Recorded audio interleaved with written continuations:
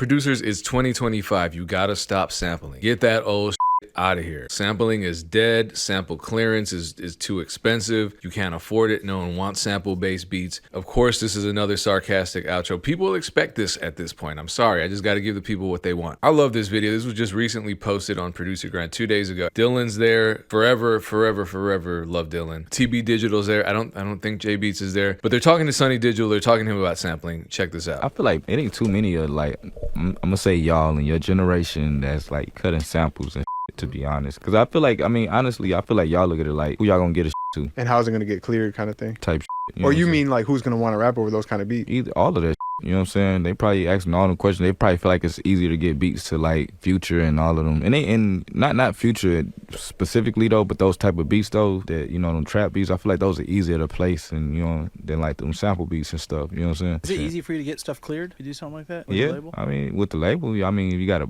the budget, they'll pay it, you know what I'm saying? But I mean, but on my project, all them samples I had on there, I had to get all on replayed. I seen it. It was interpolation. Mm-hmm. What was the reason behind that? They weren't going for the regular clearance? We could have got them cleared, but the price on them was just out the roof. You know what I'm saying? The price was just, to me, I was like, this is a little extreme. You know what I'm saying? Mm-hmm. This shit was almost like 6 figures to get them all cleared and stuff. Oh. All right, Sonny Digital just said a lot. I want to talk about all of this. Is the new generation not sampling as much as the old generation? There's no real digging culture anymore. If people are getting samples, they're downloading off YouTube for the most part. But hip hop, not just the music, the culture, started with the DJ. The dances started with the breaks played by the DJ. The rappers started as support of the DJ playing the breaks for the break dancers. So sampling is as part of hip hop as the organ is to gospel music. It's never going away entirely. But in a broad sense, the sound of hip hop has changed over the decades. So if we compared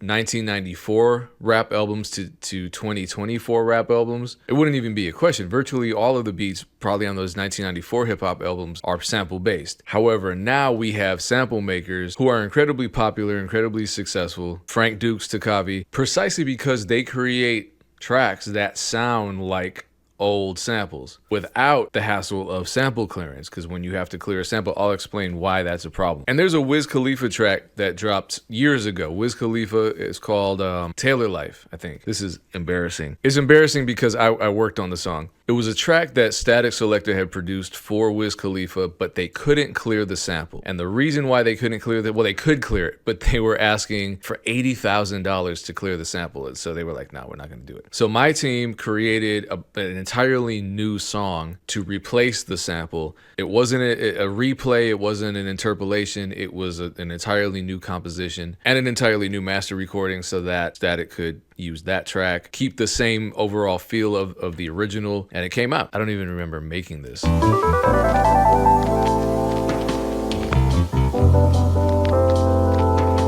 We made a bunch of different variations of this. Wow.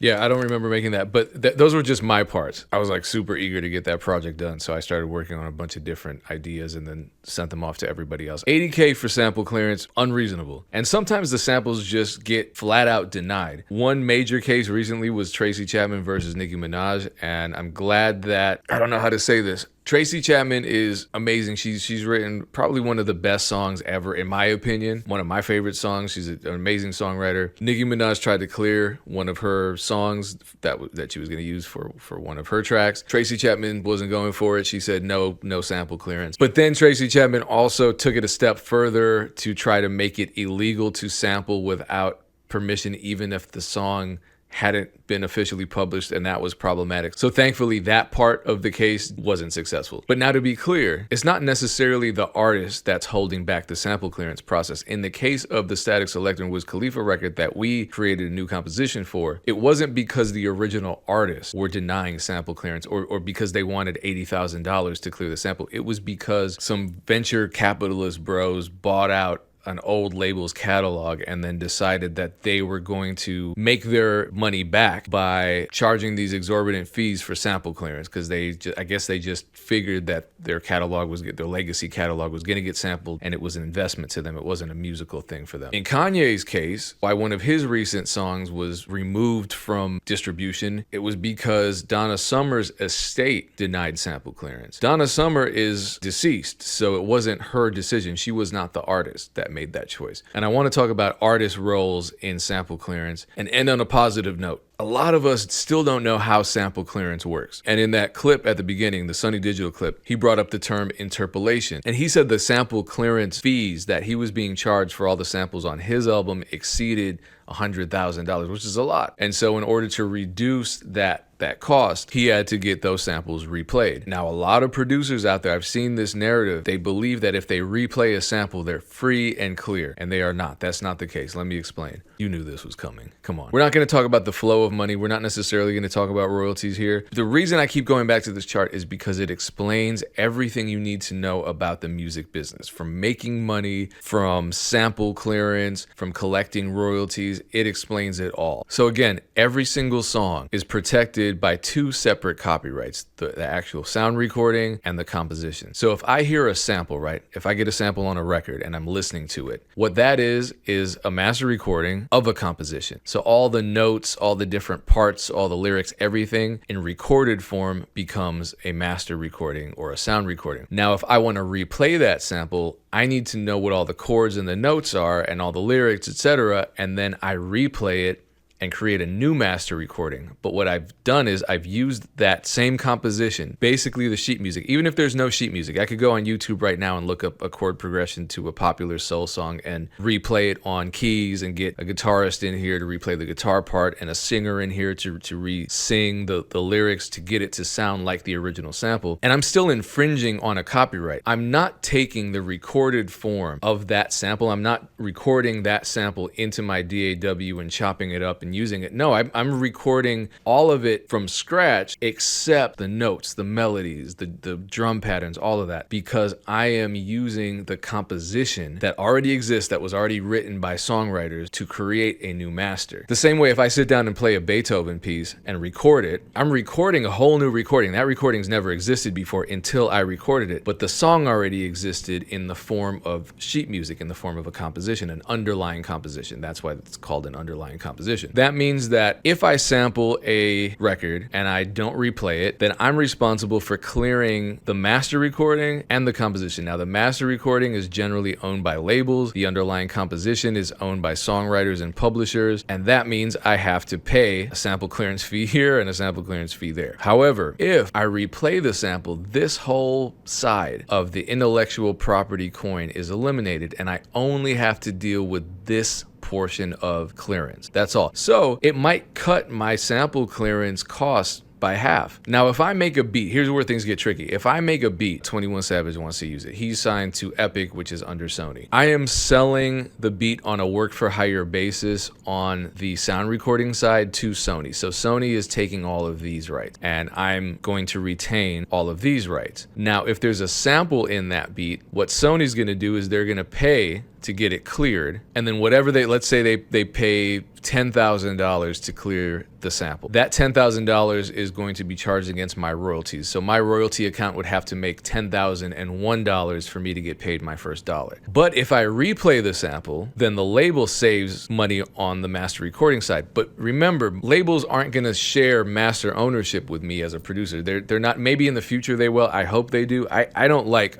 that labels own artist masters and producers masters. It doesn't make any sense to me, because why? Like, they had no role. I'm in my home studio. The label had nothing to do with this. They didn't build this room. They didn't buy my equipment for me. So if I'm creating a master right here, I have all the equipment I need for that. Why does the label own that? Well, they give me an advance, cool, but at some point I should get those rights back, or at least have some kind of ownership, 5% ownership in the master, basically because there's a lot of money to be made, especially in streaming now, because most of the streaming royalties go to whoever owns the master rights, that the labels don't want that to change at all. In some cases, if you have like a licensing deal or some kind of joint venture as an artist, you might get master ownership, but producers were just kind of left in the dust. So because of that, I'm not going to be super motivated to replay a sample for a label. What I would be motivated to do is play an entirely new composition so that I don't have to split my underlying composition ownership with whoever co-wrote the sample and whatever publishing entities represents that sample. But if I don't know how to do that,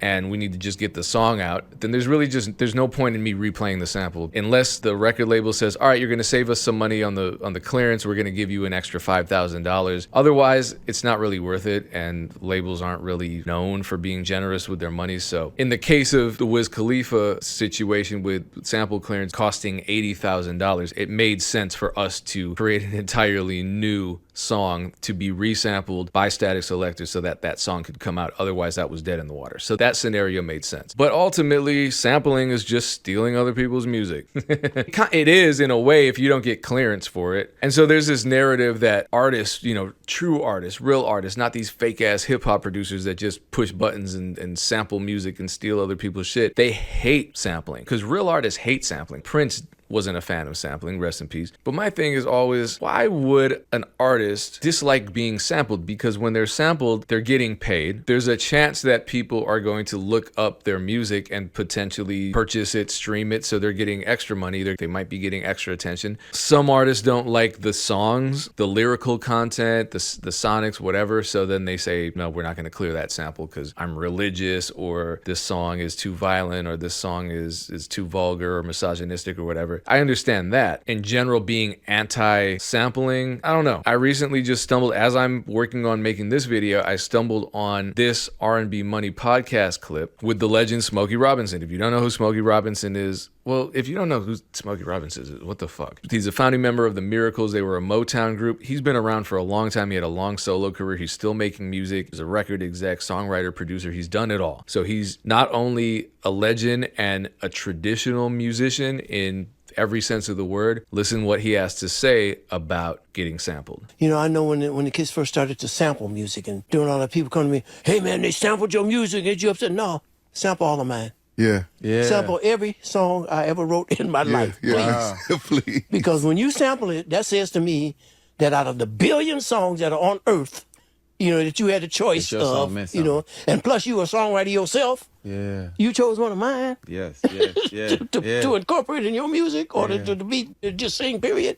Thank you. And I'm glad he didn't emphasize the money, because it was more of a conversation about mutual respect between songwriters. I know when I interviewed Callan, who produced Blueberry Faygo for Lil Mosey, he talked about how Johnny Gill, who he sampled, he didn't take 100% of the underlying composition. He didn't take all the publishing and writer share. Another legend from a similar space in the genre, Charlie Wilson, said being sampled was a privilege. This is from whosampled.com, using Google AI again. James Brown loved being sampled. Apparently the Winstons like being sampled. Bob James. I mean, James Brown and Bob James are probably two of the most sampled artists in history. Unfortunately, James Brown, his drummer, who was truly the one behind the majority of the samples, didn't get shit. And that's a sad story. So I don't want to end on that note. Damn. So I'm not going to end on that. I'm going to end on a challenge. These are the highest selling rap albums of last year. Can you find one album on this entire list that doesn't contain any samples or sample replays? I don't know. I think it'll be tough. If one of you finds an album that is completely sample free and I look it up and I verify it, I'll send you something cool. I don't know what. I just finished the drum and sample kit today, and it's probably the biggest sample pack I've ever dropped. So maybe I'll send that to you for free if you want it. There we go. See, we're ending on a positive note. Drink some water, sample some samples, and thank you for watching. Appreciate you. Peace.